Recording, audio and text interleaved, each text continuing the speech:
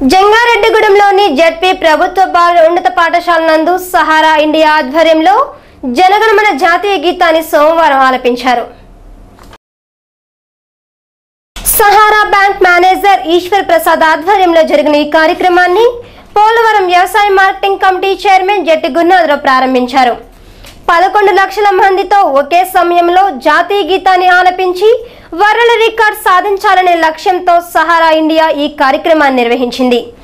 ఈ కార్యక్రమంలో కాంగ్రెస్ పార్టీ నాయకులు Parimi Satyanarayana, Kondapalli Keshababu, CHR Satyanarayana, Muppadi Srinivas, Priyadarshini correspondent Alugu Anandasekhar, Sahara agents Rajesh, Satish, Jaganmohan Rao, Gupta, Gangaraju, Prakash, JMS తదితరులు పాల్గొన్నారు.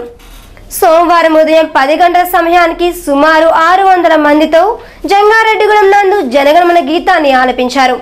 జానపద కళాకారుడు ఎల్ఆర్ కృష్ణబాబు బృందం జానపద జాతీయ గీతాలతో చూపలను అలరించారు.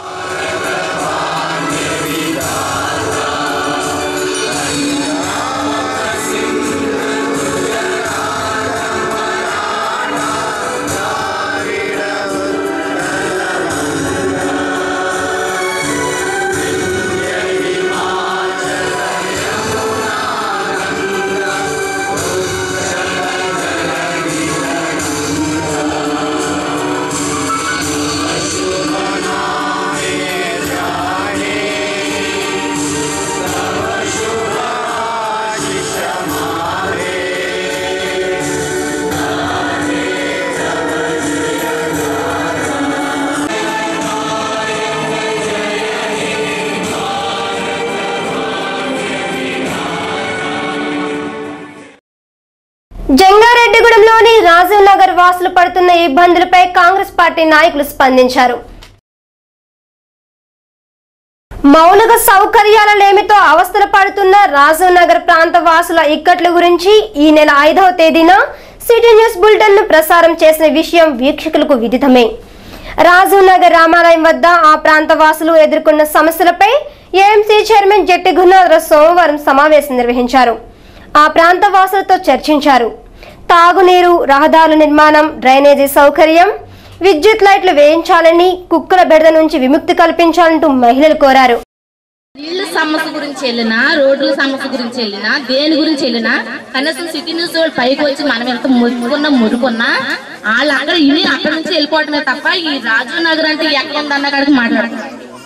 అంటే ఈ రాజీవ్ నగర్ అసలు ఎవరు, మనం వస్తే ఎవరికి చెప్పాలి, ఎవరి దగ్గరికి వెళ్ళి మాట్లాడాలి, ఎవరు మన సమస్యలు పరిష్కరించాలి, అసలు ఎక్కడుందని అడుగుతున్నారు కదా. మనం పంచాయతీకి వెళ్తే పంచాయతీ అడుగుతున్నారు, స్టేషన్కి వెళ్తే స్టేషన్ దగ్గర అడుగుతున్నారు.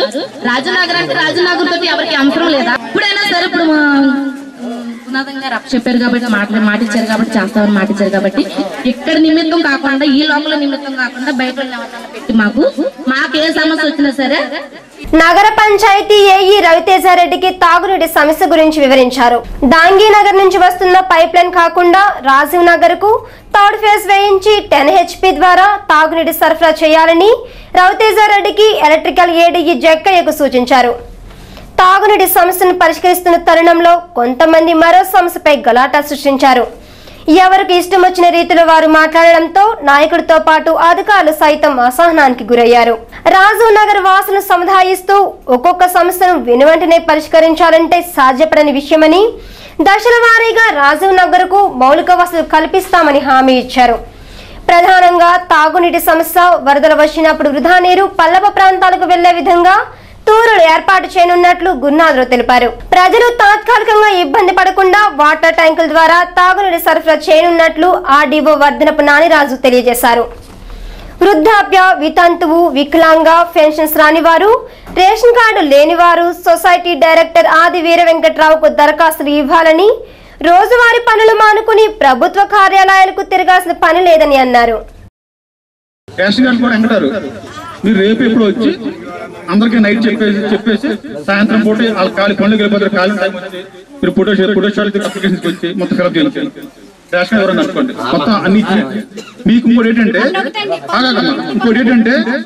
ఇప్పుడు వాటర్ సమస్య అయిపోయింది అనుకో, 200 రూపాయలకి వస్తుంది ఇంటి కనెక్షన్. 200 అంటే పెద్ద ఇబ్బంది కాదు, అందరూ పెట్టించేద్దాం. ముందు మనం ఏంటంటే అక్కడ వాటర్ కరెక్ట్గా వచ్చి వీళ్ళకి అందరికీ వచ్చేటట్టు మనం ప్రొవైడ్ చేయాలి. ఇప్పుడు అక్కడ వాటర్ లేకుండా తలకింటికి ఇచ్చాం కనెక్షన్ ఇచ్చాం అనుకో నీళ్ళు సరిపు కింద రావు. ఫస్ట్ ఏంటి బేబీ డౌన్లో ఉంటుంది.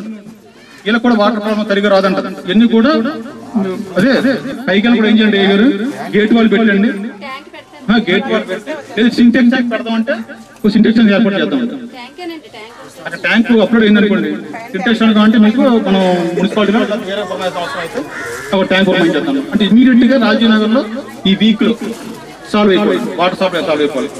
మీరు ఏం చేస్తారు సాయంత్రం వచ్చి మీరు ఒకసారి మొత్తం లిస్ట్ అవుట్ చేసుకుని రేషన్ కార్డు ఉంటాయి, పెన్షన్లు ఉంటాయి, తర్వాత ఏమో మీకు ఓటు మీకు రేపు జూన్ దాటిన తర్వాత రచన పెడతారు.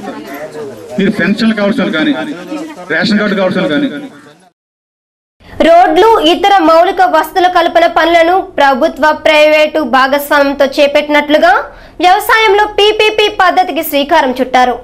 వ్యవసాయంపై కార్పొరేట్ కంపెనీలు హవా కొనసాగనుంది. వచ్చే ఖరీఫ్ నుంచి 17 రాష్ట్రాల్లో ప్రభుత్వ ప్రైవేట్ భాగస్వామ్యంతో వ్యవసాయం కార్యక్రమాన్ని అమలు చేయాలని కేంద్రం నిర్ణయించింది. ఇందులో ఆంధ్రప్రదేశ్ కూడా ఒకటి. కార్పొరేట్ సంస్థల నుంచి కేంద్రం ప్రతిపాదన కోరగా 34 వచ్చాయి. ఇందులో ఆంధ్రప్రదేశ్ నుంచి అత్యధికంగా 6 కంపెనీలు 10 ప్రతిపాదనలు సమర్పించాయి. సంబంధిత కంపెనీలతో ఒప్పందం కుదిరితే ఆ కంపెనీల కొనసాగంలోనే జరుగుతాయి. ప్రభుత్వం నుంచి రైతులకు అందే సబ్సిడీ కూడా ఈ కంపెనీలకే వెళ్తుంది. రైతులకు అవసరమైన విత్తనాలు మొదలుకొని అన్ని ఈ కంపెనీలే సమకూర్చుతాయి. రైతుల ఉత్పత్తుల విక్రయం కూడా ఈ సంస్థల ద్వారానే జరిగే అవకాశం ఉందని నిపుణులు చెబుతున్నారు.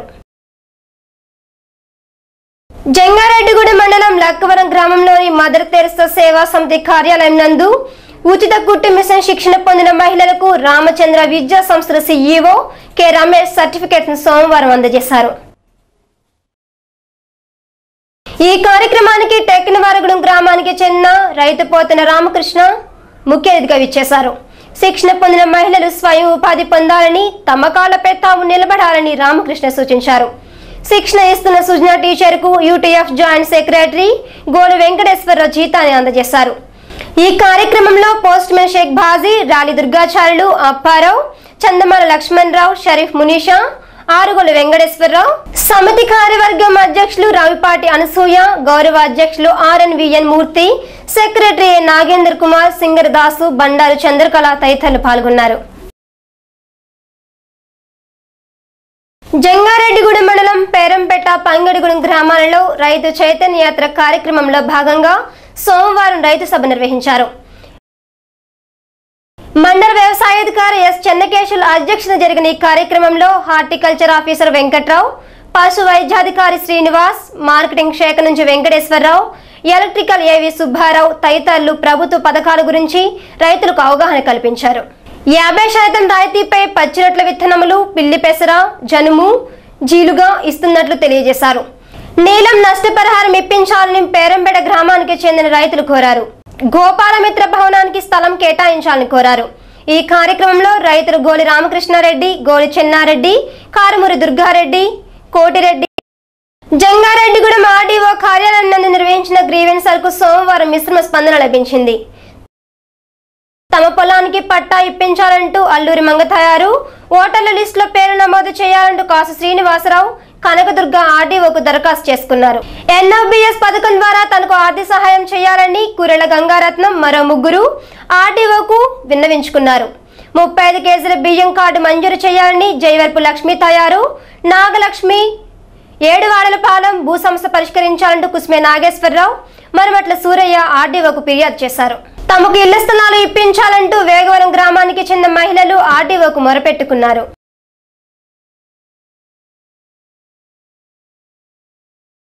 విద్యుత్ షార్ట్ సర్క్యూట్ కు గురై జంగారెడ్డిగూడెం మండలం పేరంపేట గ్రామానికి చెందిన మేకల కాపరి తగరం రామయ్య సోమవారం మృతి చెందారు. మృతునికి 3 పిల్లలు, భార్య ఉన్నారు. తొలుత మేక విద్యుత్ షాక్ గురికాగా మేకను తీసేందుకు ప్రయత్నించగా రామయ్య అక్కడికక్కడే మృతి చెందినట్లు తెలియజేశారు.